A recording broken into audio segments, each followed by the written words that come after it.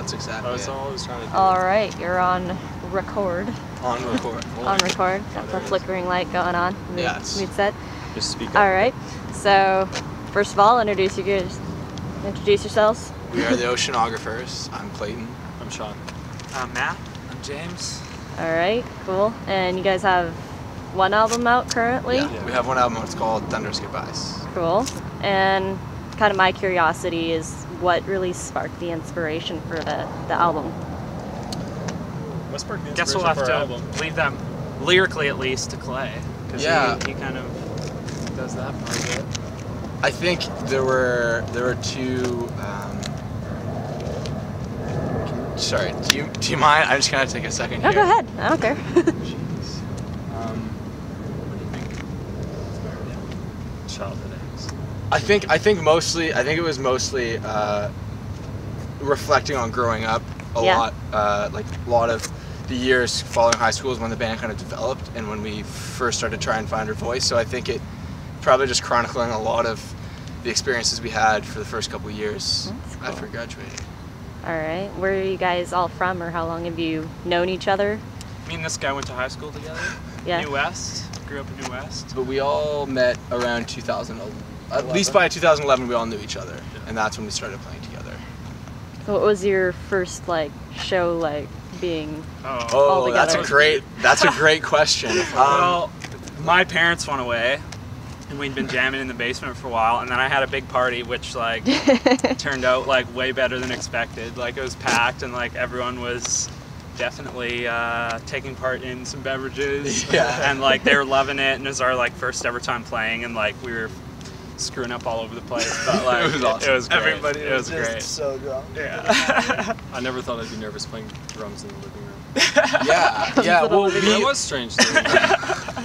we got offered a show just at a bar on Granville Street through our friends, Japanese Girls. Oh yeah.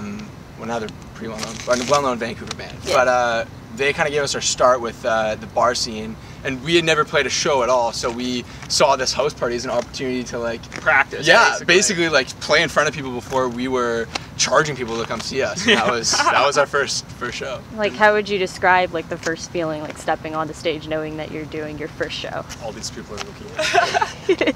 It was nerve-wracking for sure. It was years of well, at least a year or two of effort, and that was the first time anyone was getting to see it. So it was pretty special. For sure. I get to hide behind a drum kit though, so it wasn't too bad. So were any of the songs about angsty ladies that you didn't want to see anymore?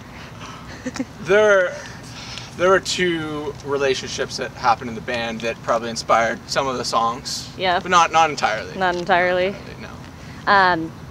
Musician-wise, how do you guys all collaborate? How does that work when you deciding to lay down a song? You're okay, I got this idea, or? It usually starts with an idea. So usually someone brings an idea, and whether it's a skeleton of a song Usually or whether Clay. well, To be fair. but there are also Once in a while sometimes there's James, lead lines coming from James. So it starts with some sort of idea, and then It's really simple usually at first. yeah, and we just build from there. Everyone just kind of finds a place, Jam and on it tends to evolve over the first couple jams that we work with. I brought a drum part. I brought a drum part in one time and it didn't turn into a song. That's what I'm always. I'm actually quite curious about drums, just because you're doing beats and everything. How do you piece that into a song and just make it work? I mean, that part amazes me in itself. I'll walk into the jam and I'll sit behind my kid and these guys will be like, hey, I got this. They'll play it. And then I'll be like, all right, I can do this. And they'll look at me and they go, no, stop. No. And I go, okay, yeah. And then is it funny because that's exactly what happened? Sometimes. Yeah. At least you acknowledge it. No, sometimes there's a rhythmic idea with the idea that's brought forward to the band, and sometimes there isn't, and that usually I think dictates how you write your part. Yeah. So yeah, it just depends. Not too much. It's just drums. Well, so I've been you're told. part of the band. Without you, it so. wouldn't sound the same. I'd like to think so. No. When they bring a part, it doesn't take too long to find a beat. I mean, Yeah. You feel it. you feel it. Feel it in your soul. You feel it deep within you. Yeah. And as an audience, when people are watching you, what do you hope they take out of it or feel from the music? anything, as long as they feel something towards it. I'd prefer someone hate our music than be indifferent to it. Really? So yeah, as long as they feel something. Do you have a lot of people who are negative towards you guys at all? I don't think we've really reached any sort of negative reception that's stopped us. Not that we know about it. No, exactly. Yeah. But yeah. Not that they've said to our faces. I think it's just about trying to get a reaction out of people one way or another. And where do you guys hope to go? What are your goals in the music scene? Just be able to, I think, play music on a level that'll allow us to quit our day jobs. That's I think really what artist power. It's yeah, so funny yeah. that's exactly it. And then anything from there is like, all right, is cool. just an added bonus basically. All right.